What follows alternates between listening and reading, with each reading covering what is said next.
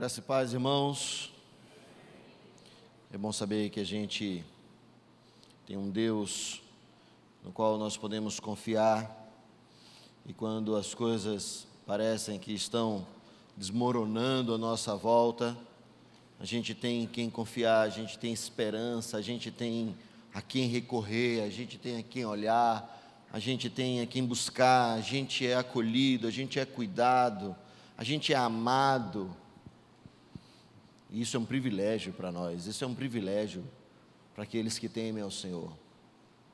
Quero pedir que você deixe sua Bíblia aberta no livro de Jó, no capítulo 1, e que depois você não feche sua Bíblia, e como diz o pastor Lucas, não feche também o aplicativo do seu celular, e que você deixe ele aberto, deixe ele acessado, deixe sua Bíblia aberta, e nós vamos passear por alguns versículos que estão tanto no capítulo 1, no capítulo 2, no capítulo 19, eu quero muito que você deixe a sua Bíblia aberta, o seu celular, o seu aplicativo acessado, e você possa ler junto comigo, ou você possa marcar, escrever, e depois em casa você rever cada um desses textos, que a palavra de Deus nos enriquece e nos adiciona.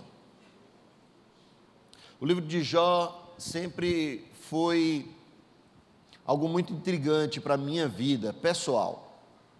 Eu sempre olhei para o livro de Jó como algo que, de algum modo, me causava até um pouco de medo de ler, de conhecer, me causava um pouco de receio de tentar entender, meu Deus, o que esse livro está falando, como foi a vida desse homem. E eu confesso que esse livro sempre me trouxe muito temor, muito medo. Há mais de 15 anos, quase 20 anos, Deus me trouxe para conhecer mais profundamente esse livro, estudar, me debruçar sobre ele, conhecer verdadeiramente o que estava sendo dito ali sobre a vida daquele homem. E cada vez que eu lia, as lágrimas caíam e eu ia entendendo, compreendendo e percebendo um cuidado incrível que Deus estava tendo com a minha vida quando Ele me levou a conhecer a vida do Jó. Não um texto, um versículo que às vezes a gente abre como caixinha de promessas, e o povo às vezes abre como caixinha de promessas, abre a Bíblia, bota o dedo e lê e diz: esse versículo é para mim hoje. Mas sim estudar, conhecer a vida desse homem. Porque alguns estudiosos vão classificar o livro de Jó como um livro poético, assim como é o livro de Salmos, como é o livro de Provérbios, de Cantares, de Eclesiastes. Porém, outros querem entender Jó como sendo poético por ser algo apenas escrito como o sentimento de um homem, ou como a luz para o sofrimento humano, ou até mesmo pensando que Jó talvez seja um personagem fictício, onde a sua história seja apenas uma história de superação, ou de percepção da capacidade ou do limite do sofrimento humano. Porém, muito incomparavelmente mais do que um livro de autoajuda, esse livro é a palavra de Deus. Assim, podemos entender no primeiro versículo quem era Jó para Deus, e nos dois últimos versículos do mesmo capítulo número 1, a gente vê quem era Jó diante de Deus. Veja comigo o que diz no capítulo 1, no versículo 1, e depois eu vou pular para o versículo 21 e 22. Diz assim: havia um homem na terra de Uz, cujo nome era Jó. Era homem íntegro e reto, que temia a Deus e se desviava do mal. Versículo 21. E disse Jó: nu saí do ventre da minha mãe, e nu tornarei para lá. O Senhor deu, o Senhor tirou, bendito seja o nome do Senhor. Em tudo isso, Jó não pecou e nem atribuiu a Deus falta alguma. Deus, em nome de Jesus Cristo, a Tua palavra está diante de nós. Nós clamamos, ó Deus, pela Tua intervenção divina, poderosa, sobre as nossas vidas nessa hora, tornando os nossos corações, o nosso ouvido cativo do Senhor, para que a Tua palavra verdadeiramente repouse em cada um de nós e nos amolde, nos transforme e nos faça pessoas melhores, que sabem enfrentar o sofrimento e que sabem entender a integridade que o Senhor espera de cada um de nós, e que o Senhor tenha toda a liberdade no nosso meio. Que o Senhor tome o trono dos nossos corações nessa hora e que o Senhor ministre de forma poderosa a cada um de nós nessa hora, em nome de Jesus. E quando a integridade não é suficiente? Esse é o tema do sermão. Jó era um homem íntegro e reto, que se desviava do mal. E quando a integridade não é suficiente na vida do ser humano? A gente, de algum modo, vai tentar compreender Jó como um personagem fictício, mas eu queria que você, não precisa você abrir, mas que você entenda uma coisa. O livro de Gênesis, no capítulo 10, no versículo 21, fala sobre a linhagem de Sem, que era filho de Noé, e diz assim: Sem, que foi o pai de todos os filhos de Éber e irmão mais velho de Jafé, a ele também nasceram filhos. Os filhos de Sem foram Elam, Assur, Arfaxade, Lude e Arão. Os filhos de Arão foram Uz, Ul, Jeter e Mas. Arfaxade gerou a Selá e Selá gerou a Éber. Primeira coisa que a gente, quando pergunta, por que são chamados judeus? Porque eles são o povo da tribo de Judá. Por que eles são chamados de israelitas? Porque eles são o povo de Israel. Por que eles são chamados de semitas? Porque são da linhagem de Sem. Por que Abraão era chamado de hebreu? Porque ele era da linhagem de Éber. Éber significa povo além do rio. Essa linhagem existiu, esse povo existiu. E dentro dessa linhagem existia um que se chamava Uz, que deu nome a uma cidade. Por que Jó tem que ser fictício? Se toda a linhagem, toda a estrutura de onde ele morava está descrito na Bíblia. Por que a gente tem que olhar para a história da vida de Jó, por mais sofrida que seja, e tentar compreender ela de um modo que talvez ela não seja tão verdadeira, porque era tão sofrida? Tadinho de Jó. Vamos partir da condição inicial, que a verdadeira adoração nasce de um coração que, não tendo motivos para o fazer, ainda assim continua adorando ou não se desvia de quem é na sua essência. Isso porque adorar, quando tudo vai bem, parece um pouco de troca, um pouco de permuta. Eu sou bonzinho, eu sou honesto, porque de algum modo eu tenho condição, porque eu posso, porque eu tenho saúde, e de algum modo parece que é um pouco de troca. Tem um ditado que diz que o poder corrompe as pessoas, ou quando você quer conhecer a pessoa, você deve lhe dar um pouco de poder, para saber quem ela realmente é. Ao contrário, a gente também, quando retira o poder de alguém, a gente vai conhecer quem é essa pessoa. Quando estamos em dificuldades, quem nós somos? Quando as coisas não vão tão bem como a gente gostaria, quem somos nós?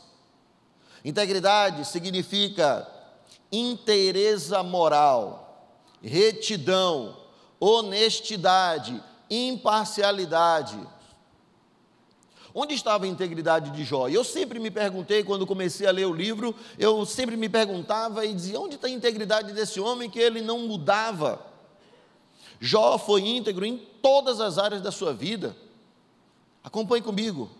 No versículo 3 do capítulo 1, diz assim: E o seu gado era de 7.000 ovelhas, 3.000 camelos, 500 juntas de bois e 500 jumentas.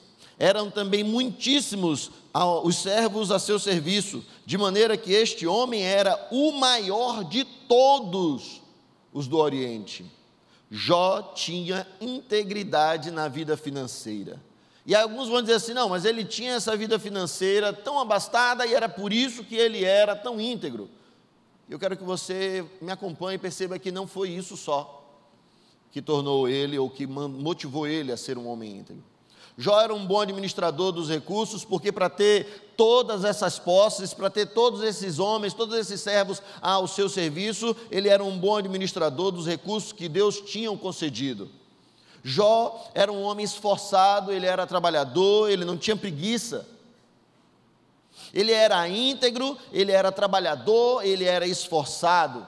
E aí eu lembro de um texto de Provérbios 6, que é muito conhecido de todos nós, que diz: vai ter com a formiga, ó preguiçoso, considera os seus caminhos e sê sábio, não tendo ela chefe nem oficial, nem comandante, no estio, prepara o seu pão, na cega, ajunta o mantimento. Ó preguiçoso, até quando ficarás deitado? Quando te levantarás do teu sono? Um pouco para dormir, um pouco para tosquenejar, um pouco para encruzar os braços em repouso, assim sobrevirá a tua pobreza como um ladrão, e a tua necessidade como um homem armado.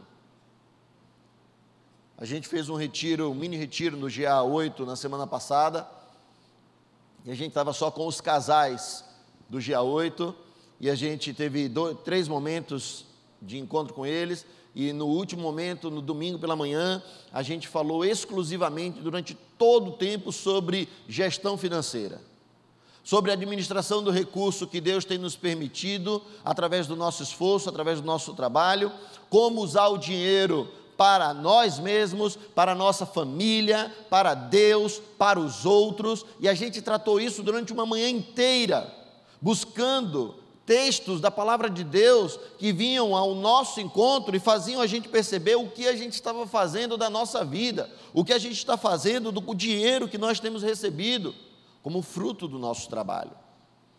Jó era um homem íntegro, era um homem trabalhador, era um homem esforçado.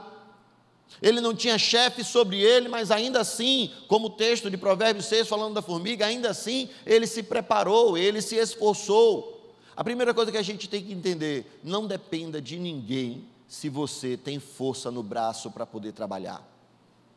Não dependa de ninguém, nem do dinheiro de ninguém, se você tem capacidade para poder se levantar e fazer qualquer coisa.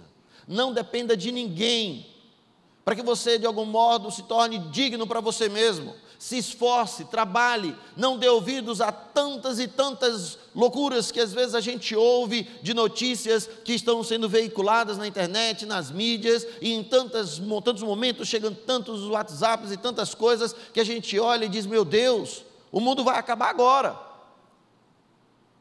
Homens de negócios que de algum modo vão se desmoronando com tantas notícias ruins. Tiago 1,17 diz: nós somos responsáveis por prover o nosso próprio sustento. É isso que Tiago diz. Jó era um homem íntegro, trabalhador e esforçado. E isso ainda não era suficiente, a condição financeira não era o suficiente, ou não era o motivo para que Jó se tornasse e continuasse sendo um homem íntegro. Eu particularmente tenho um provérbio 22:7, que diz: o rico domina sobre o pobre, e o que toma emprestado é servo do que empresta. Eu vou repetir de novo, depois de concluir o que eu tenho para falar. Eu e Viviane, nós tínhamos uma empresa, e teve um tempo que a gente estava usando o limite do banco. A gente trabalhava somente com um banco na empresa, e a gente estava usando o limite do banco tantas vezes durante o mês, que a gente chegou a um ponto de começar a perceber que a gente estava trabalhando para cobrir o limite. E isso, de algum modo, foi me inquietando com tanto trabalho, e a gente saía de manhã, voltava à noite, quase 8, 9 horas da noite, se esforçando, trabalhando, e parecia que as coisas não aconteciam e não fluíam. E chegou um dia que nós demos um basta e nós olhamos um para o outro e dizemos assim: não dá para a gente ficar usando, não dá para a gente trabalhar para o banco, a gente não trabalha mais para a gente trabalha para cobrir banco, para cobrir cheque especial. E a gente abriu uma conta em um outro banco, e era naquele tempo do IOF que era cobrado de uma conta para outra. E a gente fez conta e a gente diz: mas ainda assim vai valer a pena. E a gente foi trabalhando, se esforçando, depositou dinheiro em uma conta de um banco, e chegou um tempo, alguns meses depois, a gente estava sendo o limite da gente mesmo. E a partir dali a gente já não estava mais usando o limite do banco, já não estava mais pegando dinheiro emprestado do banco, já não se sentia mais escravo do banco, e a gente estava trabalhando, e o esforço do nosso trabalho, a gente conseguia ver o fruto, o resultado, já não era mais para cobrir somente cheque especial, e a gente agora pegava o dinheiro de um banco, de uma conta, transferia para outra conta, e a gente trabalhava, e quando o dinheiro era acreditado naquela conta, a gente voltava de novo para outra conta, restabelecia o nosso próprio limite e não tinha juros. E pagava somente as taxas de banco que na época aconteciam, e eram impostos que aconteciam. A gente não quis continuar sendo servo, empregado do banco. E parecia que é exatamente isso. A gente, de algum modo, hoje em dia, quando vai trabalhando, e eu sei que muitos empresários aqui, hoje em dia, com a situação do país, de algum modo, estão tão enfurnados, com tanto trabalho, com tantas coisas, que parece que o limite do banco é a salvação do mundo. Quando, na verdade, você acaba se tornando escravo, e você acaba pagando para trabalhar para o banco, e trabalha, e se esforça, e faz tantas coisas, e você não vê o fruto do seu trabalho. Porque Provérbios 22:7 diz: o rico domina sobre o pobre, e o que toma emprestado é servo do que empresta. Jó tinha integridade no caráter, e nós também precisamos ter. Provérbios 17:23 diz: o perverso aceita suborno secretamente para perverter as suas veredas, as veredas da justiça. Eu estava assistindo, ouvindo, lendo material de um sociólogo, que eu não vou falar o nome porque ele diz que ele é ateu e ele é muito debochado com os cristãos, e eu não gosto quando ele faz esse tipo de deboche, mas ele falou algo que, na questão de sociedade, de algum modo é verdade, e me traz sim essa inquietação, quando ele falou: a corrupção de um país não se dá somente na esfera mais alta e no alto escalão. Ela começa nas partes mais baixas e mais inferiores da sociedade. Porque, na verdade, a gente, de algum modo, fica esperando que os políticos, ou as pessoas que estão no setor 1, ou as pessoas que estão no mais alto escalão, de algum modo, sejam honestos. E a gente, que cá embaixo está, de algum modo, a gente não se preocupa com o imposto de renda que está sendo prestado contas. A gente não se preocupa com um troco que precisa ser devolvido, e aí eu estou indo tanto no extremo do imposto que é devolvido, quanto um troco que é recebido de errado. E a gente acha que, de algum modo, foi Deus que talvez deixou um dinheiro cair no chão para que você ache. E a gente acha que talvez essas coisas acontecem porque Deus é bom e porque a misericórdia dele nos alcançou para que naquele dia a gente fizesse isso ou encontrasse aquilo. E a corrupção, na verdade, começa em mim e em você. E a integridade do nosso caráter vai sendo colocada na vala comum, como todas as pessoas. A integridade de Jó não estava firmada no que ele tinha. Jó era um homem íntegro. E perceba exatamente o que diz lá no versículo 8, para que você entenda aonde vai a integridade desse homem.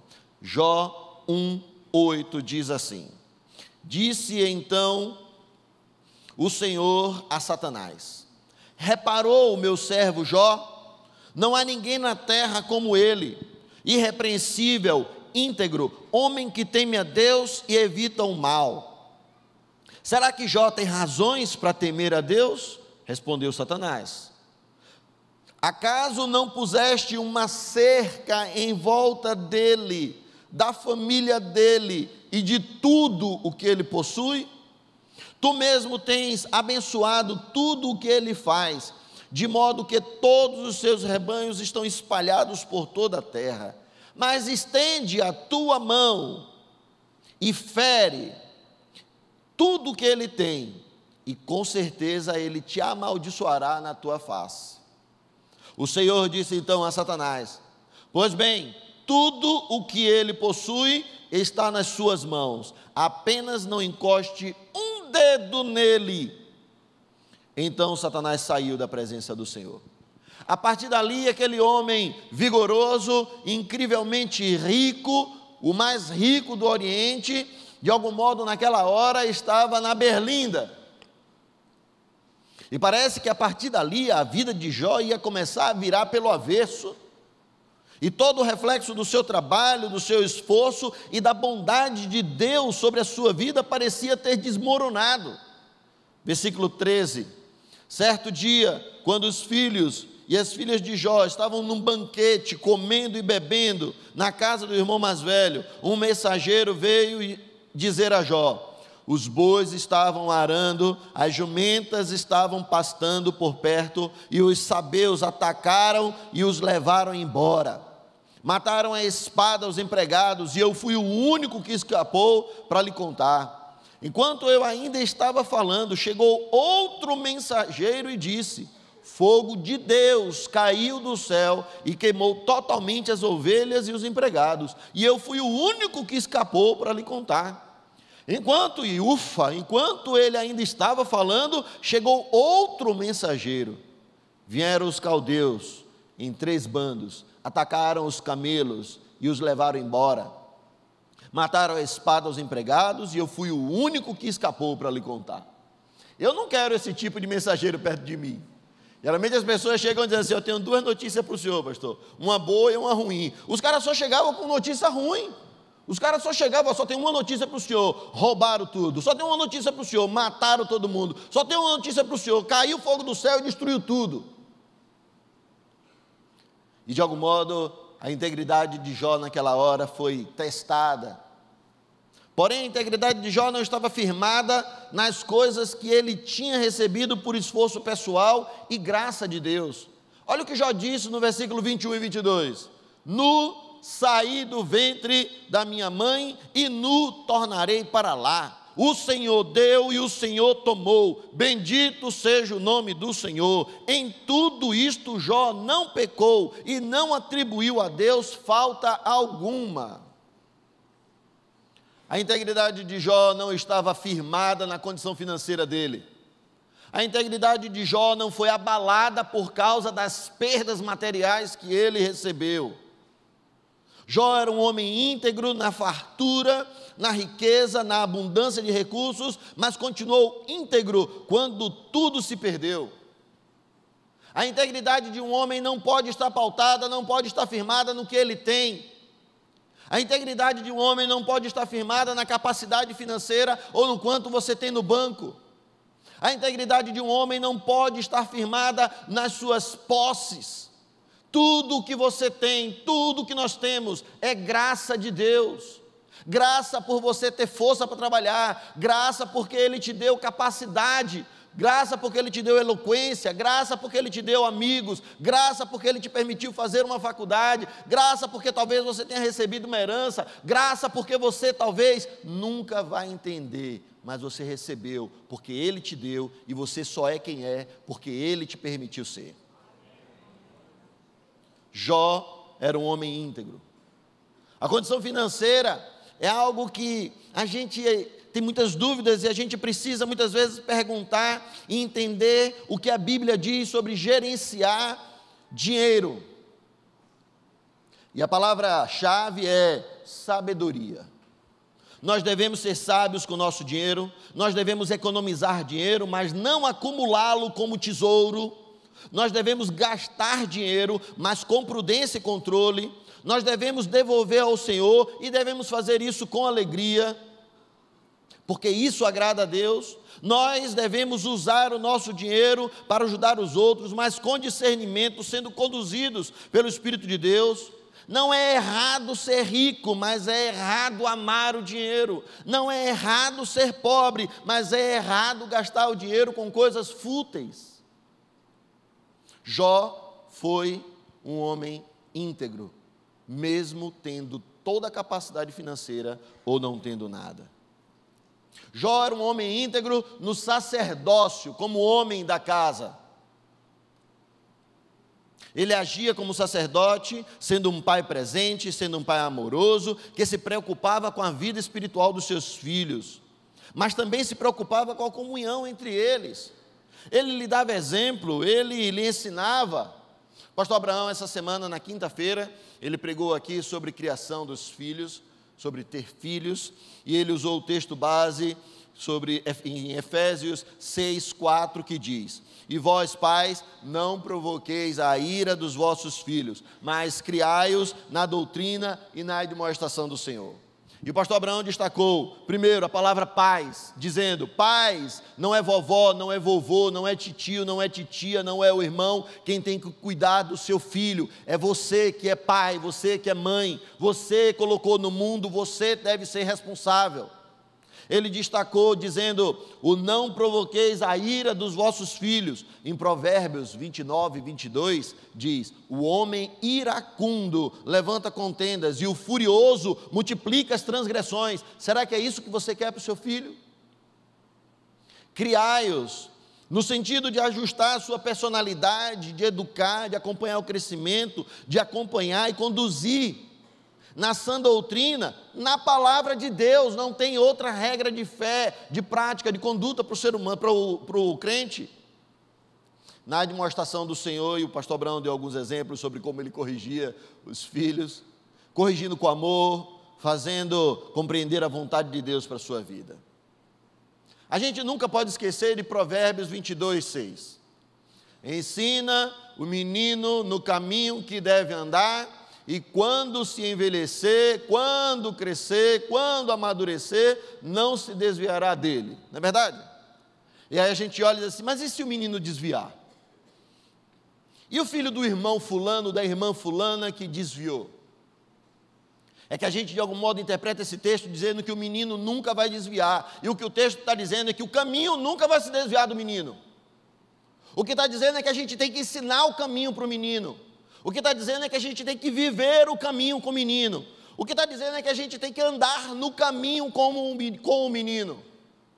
Para que quando ele cresça, mesmo que ele bote o pé fora do caminho, o caminho vai debaixo do pé dele e diz assim: é aqui o lugar que você tem que andar. Mesmo que ele vá para a esquerda, o caminho diga: é para a direita. Se você ensinou o caminho. E esse caminho a Bíblia nos ensina, e o Jesus Cristo se intitula como sendo: eu sou o caminho, a verdade e a vida. Ninguém vem ao Pai senão por mim. Se nós ensinarmos o caminho aos meninos, ainda que ele se desvie, o caminho vai atrás dele. O caminho volta de novo e diz: não é o lugar que você deveria estar. E quando a gente olha para isso, de algum modo, eu já me percebi perguntando, achando que parece que Jó, parecia que idolatrava os seus filhos. Jó, no capítulo 1, no versículo 18 a 20, leia e acompanhe comigo o que diz. Jó 1, 18 a 20. Também este falava ainda quando veio outro e disse: estando os teus filhos e as tuas filhas comendo e bebendo em casa do irmão primogênito, eis que se levantou grande vento do lado do deserto e deu nos 4 cantos da casa, a qual caiu sobre eles e morreram, e só eu escapei para trazer-te a nova. Então Jó se levantou, rasgou o seu manto, rapou a cabeça e lançou-se em terra e adorou. Não existia idolatria quanto aos filhos de Jó no coração dele. Ainda assim, ele ficou muito triste, ele sofreu muito, ele chorou, rapou a cabeça, rasgou suas vestes. Mas ele não deixou de adorar. Ele não deixou de reconhecer que Deus estava no controle de todas as coisas. Jó era um homem íntegro no sacerdócio com os seus filhos. Jó foi íntegro no sacerdócio com a sua mulher. No versículo 9 do capítulo 2, 2:9 de Jó diz: então sua mulher lhe disse: ainda conservas a tua integridade? Amaldiçoa a Deus e morre.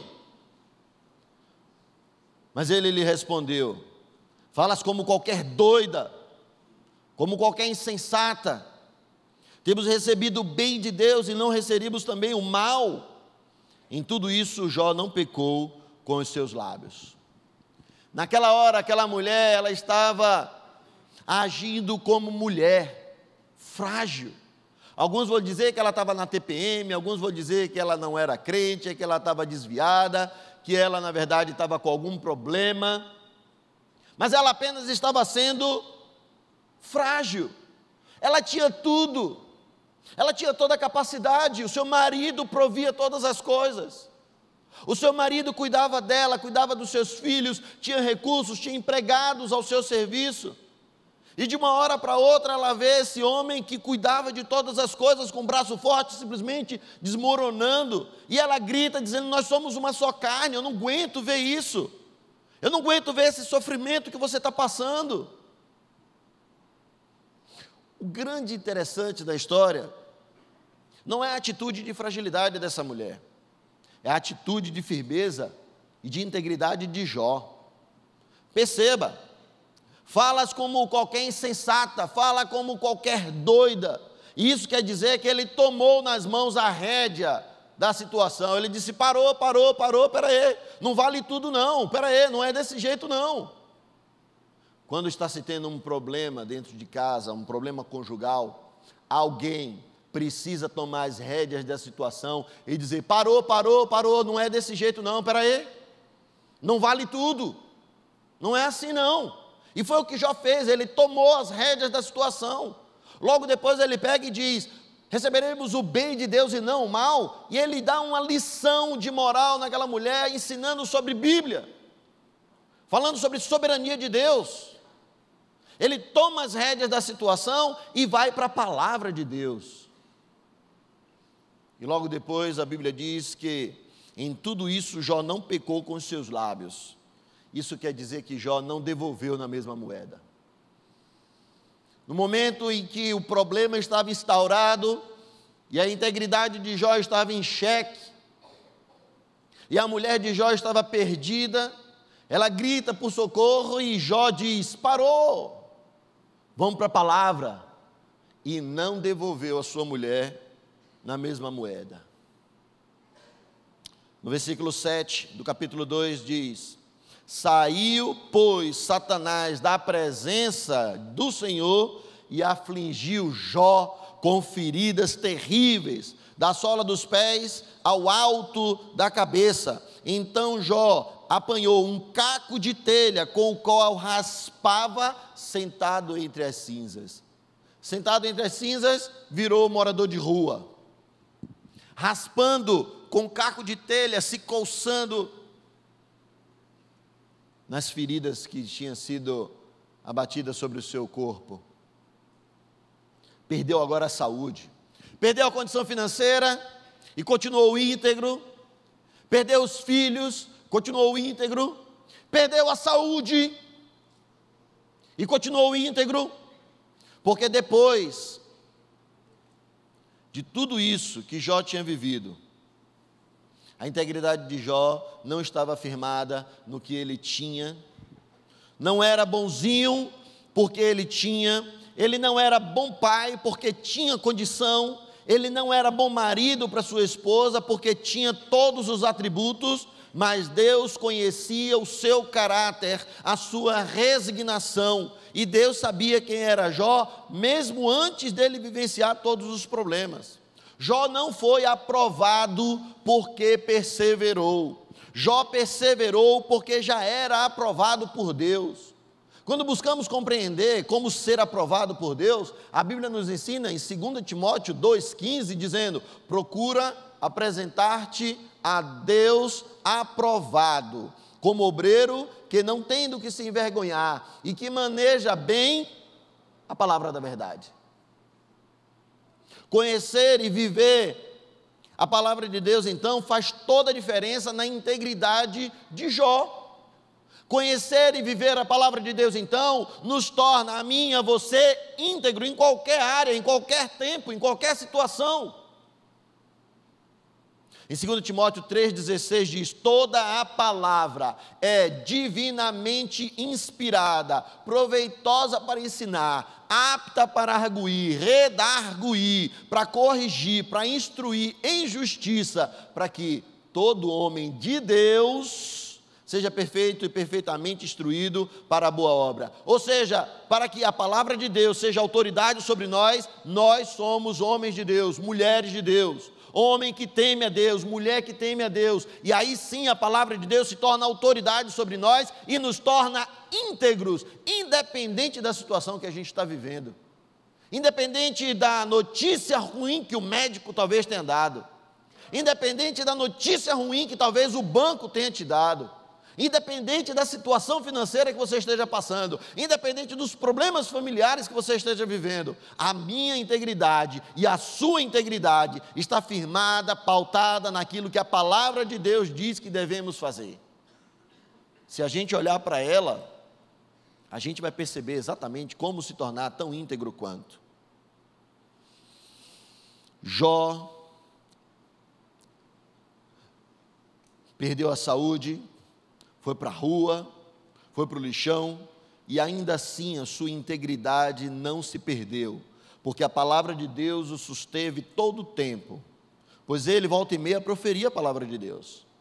Billy Graham escreve em um dos seus devocionais, desse pão, tipo pão diário, e um desses dias a gente estava lendo, eu e Viviane, e aí ele descreve lá dizendo: Noé não tinha nenhum mapa da meteorologia, Noé não tinha nem aquela moça ou aquele rapaz que aparece no jornal do meio-dia ou da noite dizendo: amanhã vai chover, essa próxima semana vai cair chuva.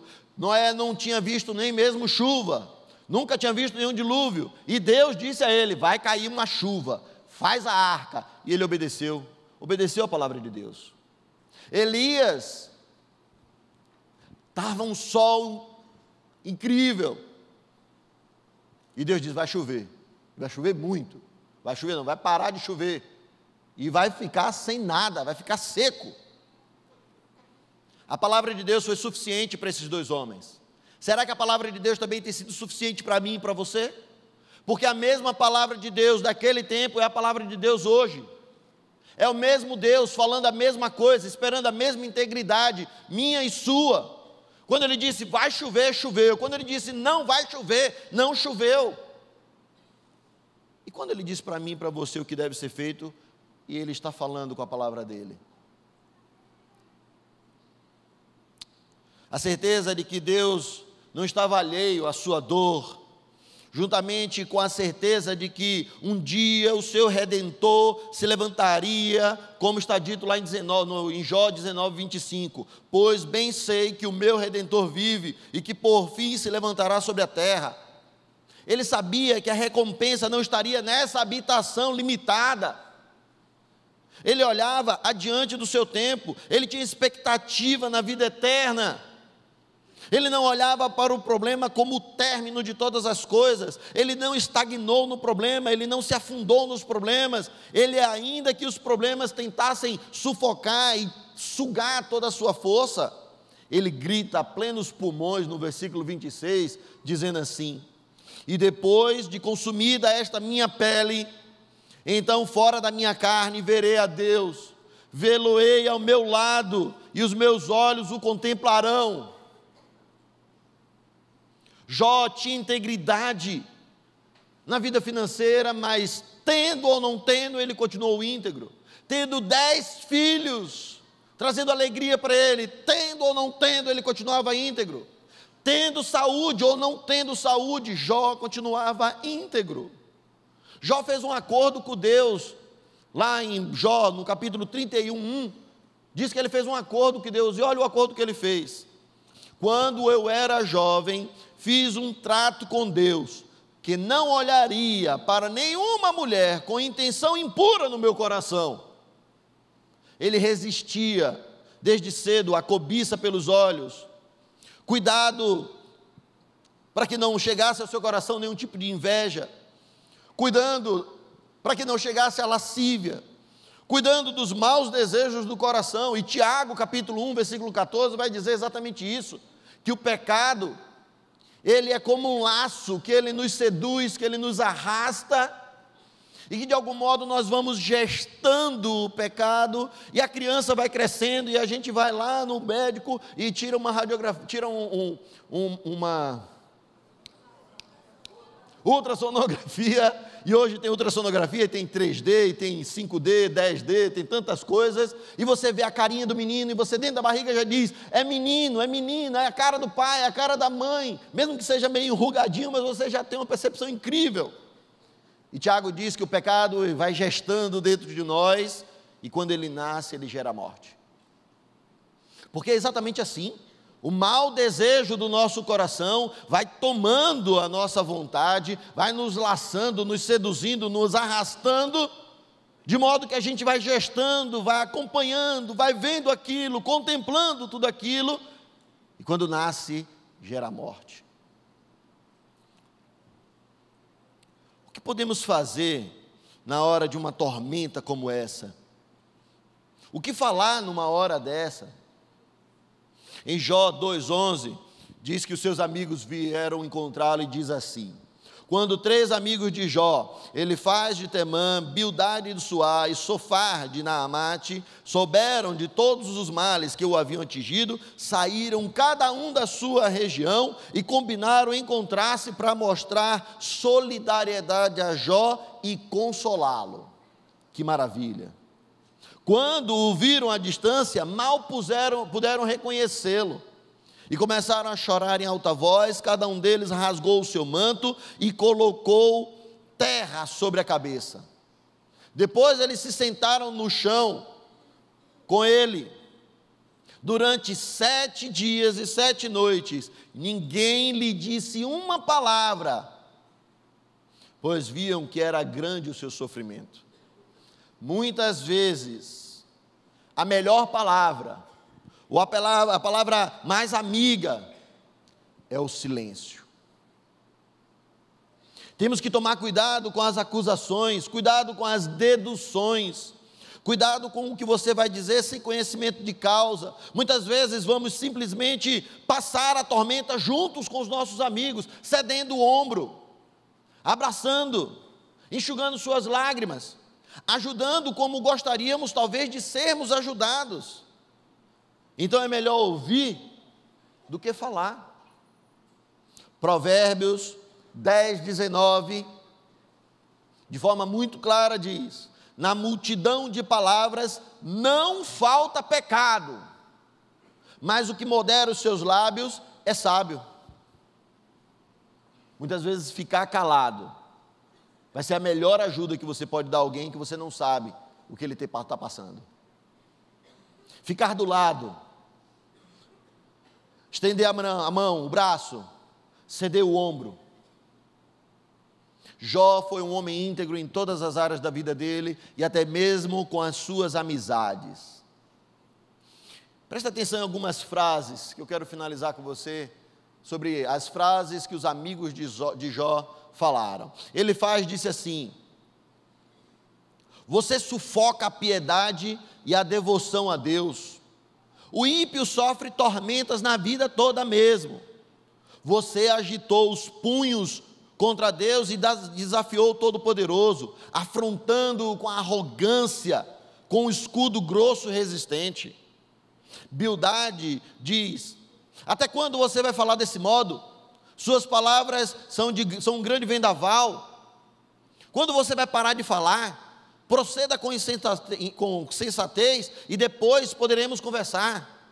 Zofar diz: você tem oprimido os pobres e tem deixado desamparado, apoderou-se das casas que não construiu. Será que era mesmo o que Jó precisava ouvir naquela hora? E aí vem um jovem, Eliú, o mais novo de todos, talvez o mais inexperiente de vida. E ele diz: Jó, se você não aceita o que Deus faz, como espera que Ele faça o que você quer? Jó, você é pecador, e um pecador rebelde. Na nossa presença você zomba de Deus, e não para de falar contra Ele. Jó, você não tem direito de dizer para Deus que você é inocente. O mais jovem foi o que trouxe o discurso mais correto, que agradou a Deus. Jó continuou íntegro e não se corrompeu, mesmo que estivesse passando por tantas perdas e agora por tantas acusações.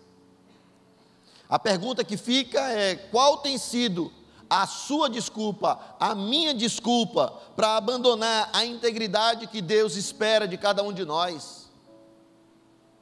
Jó continuou íntegro como sempre foi, Porém agora, ele tinha algo a mais, ele conhecia a Deus face a face.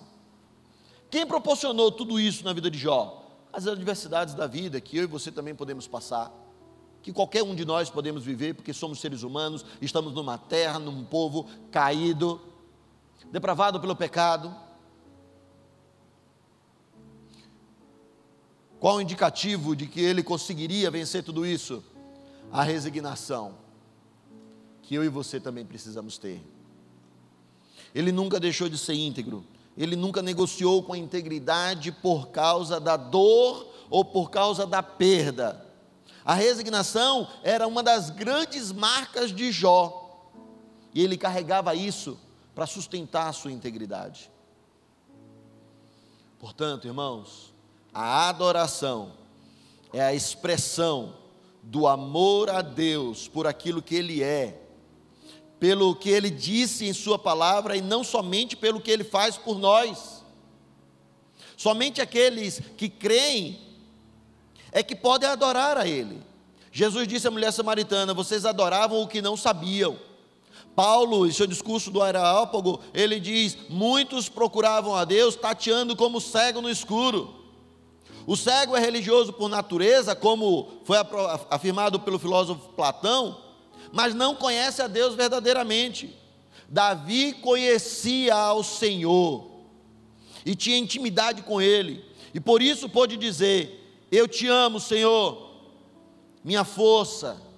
O Senhor é a minha rocha, a minha fortaleza, o meu libertador, o meu Deus é o meu rochedo, em quem me refugio. Ele é o meu escudo e o poder que me salva, Ele é a minha torre forte. Isso era o que o salmista Davi falava. Então, a verdadeira adoração a Deus passa por uma intimidade, por conhecer quem Ele é, bem como conhecer o que Ele já afirmou na sua palavra. Percebendo que Deus não muda, podemos então adorá-lo por quem Ele é, por quem Ele sempre foi e por quem Ele sempre será. Então no capítulo 38, Deus responde a Jó com uma infinidade de perguntas. E Jó se cala e apenas ouve, e ouve, e ouve, e ouve reticências, e ouve muito sobre soberania de Deus, sobre criação, sobre domínio, sobre toda e qualquer tempestade. No capítulo 42, Jó então responde: sei que podes fazer todas as coisas, nenhum dos teus planos pode ser frustrado. Versículo 5: os meus ouvidos já tinham ouvido a teu respeito, mas agora os meus olhos te viram. Por isso me menosprezo a mim mesmo e me arrependo no pó e na cinza. Curve sua fronte, reflita um pouco sobre a integridade que Deus espera que nós venhamos a cumprir, meu irmão, minha irmã. A integridade que Ele espera de mim, de você, não está afirmada, nem está segura na condição financeira, no quanto você tem no banco, na condição financeira, no status que você hoje pode estar vivendo, nem mesmo na família, nos filhos. A sua integridade não está firmada em nada disso, porque a nossa integridade tem que estar firmada no que a palavra de Deus nos afirma. É sobre ela, é sobre o que ela nos ensina, é sobre o que ela diz para que a gente faça. É a palavra de Deus que nos direciona, é a palavra de Deus que diz o que realmente somos, é a palavra de Deus que diz aonde realmente vamos. É a palavra de Deus que te impede de fazer aquilo que você talvez esteja se perguntando: será que devo? Deus escolheu um povo para chamar de seu. A Bíblia diz que Ele tem ciúmes do seu povo. Ele nos quer por inteiro. Ele não quer a gente em partes. Ele quer todo o nosso coração. Ele deu a vida dele por nós. Em Êxodo, Deus chama Moisés e manda: prepara o povo porque eu quero encontrar com ele. E o povo, no momento que já estava para se encontrar, diz: a gente tem medo, vai você na nossa frente, vai você no nosso lugar. Ali começa então Arão sendo o primeiro sacerdote. Assim, por meio de Jesus Cristo, em 1 Pedro 2,4 é afirmado que chegando-vos para ele, pedra viva, rejeitada na verdade pelos homens, mas para com Deus eleita e preciosa, vós também, quais pedras vivas, sois edificados como casa espiritual, para ser de sacerdócio santo, a fim de oferecer de sacrifícios espirituais, aceitáveis a Deus, por Jesus Cristo. Mas vós sois a geração eleita, o sacerdócio real, a nação santa, o povo exclusivo, o povo adquirido, para que anuncieis as grandezas daquele que vos chamou das trevas para a sua maravilhosa luz.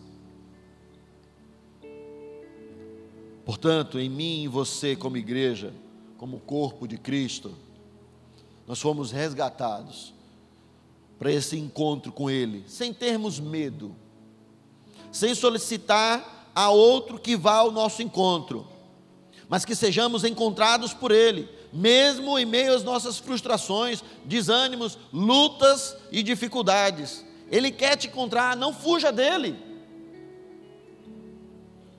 Deixe que Ele mesmo sare suas feridas, deixe que Ele mesmo restaure o seu vigor, a sua alegria, deixe que Ele mesmo te segure pelas mãos, deixe que Ele mesmo enxugue as suas lágrimas. Pare de lutar com a sua própria força, porque a nossa força vem do Senhor, da alegria dEle. Por isso tudo, Ele mesmo te chamou, porque Ele quer te santificar, porque Ele nos salvou.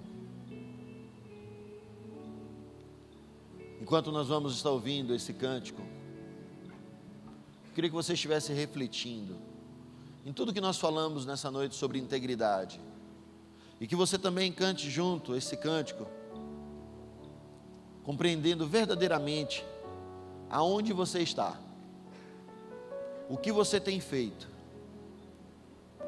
onde está firmada a sua integridade, nas coisas, em pessoas, no ser humano. A integridade de Jó era firmada na palavra de Deus. Eu e você também precisamos estar firmados nessa mesma palavra.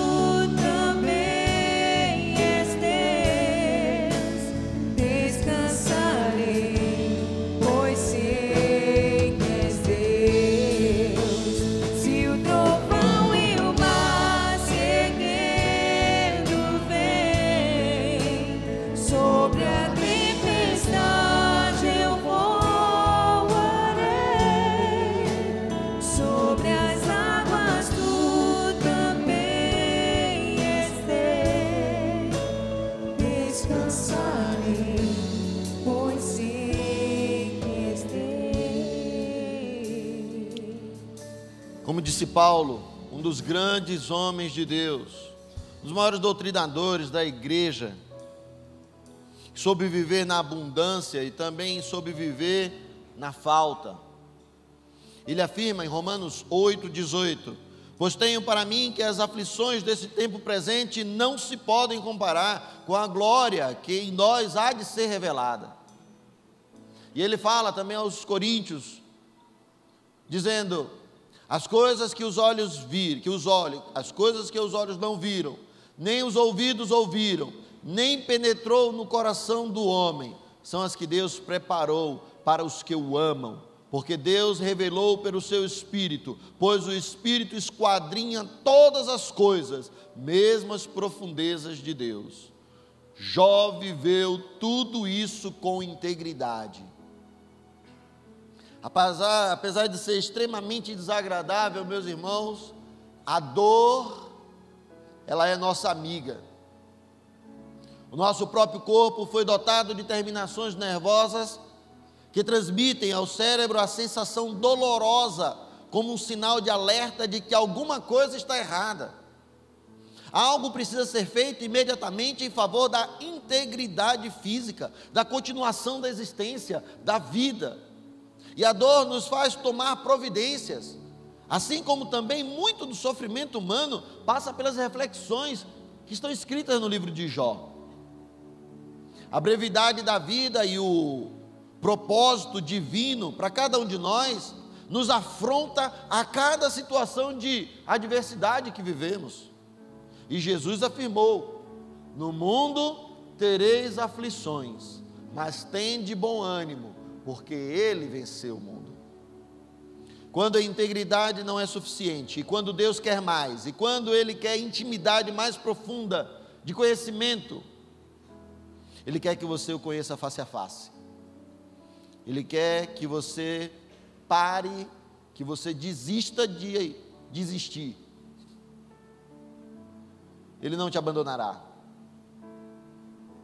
Portanto, desista. Ele não desistirá de você. Mantenha os olhos fixos nele e tenha resiliência.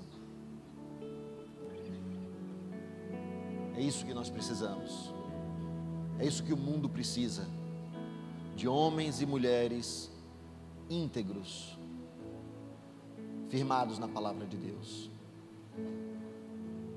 Soberano Deus, em nome de Jesus Cristo, clamamos ao Senhor nesse momento, para que o Senhor, através da Tua palavra, faça algo diferente, algo novo em nossas vidas, de modo que a integridade de Jó nos confronte, e mesmo em meio a perdas, mesmo em meio às tormentas, mesmo em meio às tempestades, às dificuldades, os problemas que parecem que estão sugando a nossa força vital, nós queremos continuar íntegros, passando por cima das tempestades, sobrevoando as tempestades. Que o Senhor nos ajude, para a glória do Senhor, em nome de Jesus. Amém. Que o grande amor de Deus, o nosso Pai, Criador de tudo e de todas as coisas, que a graça salvadora de Jesus Cristo, nosso Senhor, e a doce presença do Espírito Santo de Deus, esteja sobre cada um de nós, a igreja do Senhor, aqui nesse lugar, e espalhada sobre toda a face da terra, de hoje até a volta do Cristo, em nome de Jesus, amém. Deus abençoe, meus irmãos.